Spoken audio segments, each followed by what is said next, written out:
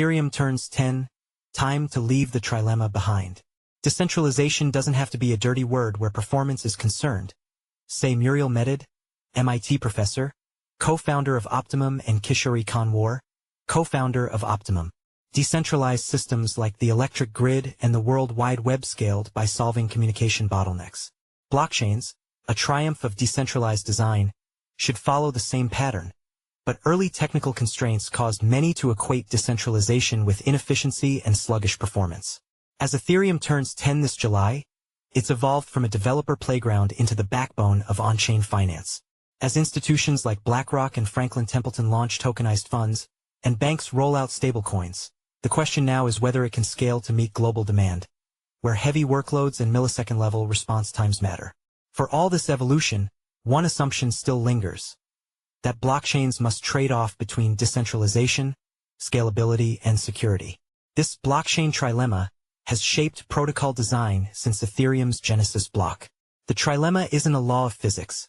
It's a design problem we're finally learning how to solve. Ethereum co-founder Vitalik Buterin identified 3 properties for blockchain performance: decentralization, many autonomous nodes, security, resilience to malicious acts, and scalability, transaction speed. He introduced the blockchain trilemma, suggesting that enhancing 2 typically weakens the third, especially scalability. This framing shaped Ethereum's path. The ecosystem prioritized decentralization and security, building for robustness and fault tolerance across thousands of nodes. But performance has lagged, with delays in block propagation, consensus, and finality. To maintain decentralization while scaling, some protocols on Ethereum reduce validator participation or shard network responsibilities. Optimistic rollups shift execution off-chain and rely on fraud proofs to maintain integrity. Layer 2 designs aim to compress thousands of transactions into a single one committed to the main chain, offloading scalability pressure but introducing dependencies on trusted nodes. Security remains paramount as financial stakes rise. Failures stem from downtime, collusion, or message propagation errors, causing consensus to halt or double spend. Yet most scaling relies on best effort performance rather than protocol-level guarantees. Validators are incentivized to boost computing power or rely on fast networks, but lack guarantees that transactions will complete. This raises important questions for Ethereum and the industry. Can we be confident that every transaction will finalize under load? Are probabilistic approaches enough to support global-scale applications? As Ethereum enters its second decade, answering these questions will be crucial for developers, institutions, and billions of end users relying on blockchains to deliver. Decentralization was never the cause of sluggish UX on Ethereum, network coordination was. With the right engineering, decentralization becomes a performance advantage and a catalyst to scale. It feels intuitive that a centralized command center would outperform a fully distributed one. How could it not be better to have an omniscient controller overseeing the network? This is precisely where we would like to demystify assumptions. Read more, Martin Bergher, Why Expensive Ethereum Will Dominate Institutional DeFi. This belief started decades ago in Professor Médard's lab at MIT, to make decentralized communication systems provably optimal.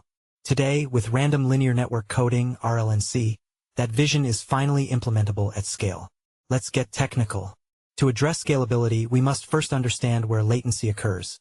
In blockchain systems, each node must observe the same operations in the same order to observe the same sequence of state changes starting from the initial state. This requires consensus, a process where all nodes agree on a single proposed value.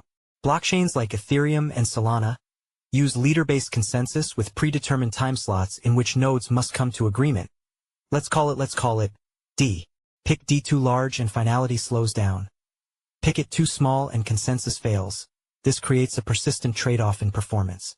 In Ethereum's consensus algorithm, each node attempts to communicate its local value to the others through a series of message exchanges via gossip propagation.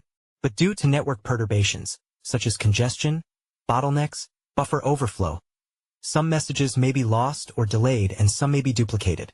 Such incidents increase the time for information propagation and hence, reaching consensus inevitably results in large D-slots, especially in larger networks. To scale, many blockchains limit decentralization. These blockchains require attestation from a certain threshold of participants, such as 2/3 of the stakes, for each consensus round. To achieve scalability, we need to improve the efficiency of message dissemination. With random network linear coding, RLNC, we aim to enhance the scalability of the protocol, directly addressing the constraints imposed by current implementations. Random linear network coding, RLNC, is different from traditional network codes. It is stateless, algebraic, and entirely decentralized. Instead of trying to micromanage traffic, every node mixes coded messages independently, yet achieves optimal results, as if a central controller were orchestrating the network. It has been proven mathematically that no centralized scheduler would outperform this method. That's not common in system design, and it is what makes this approach so powerful. Instead of relaying raw messages, RLNC-enabled nodes divide and transmit message data into coded elements using algebraic equations over finite fields. RLNC allows nodes to recover the original message using only a subset of these coded pieces.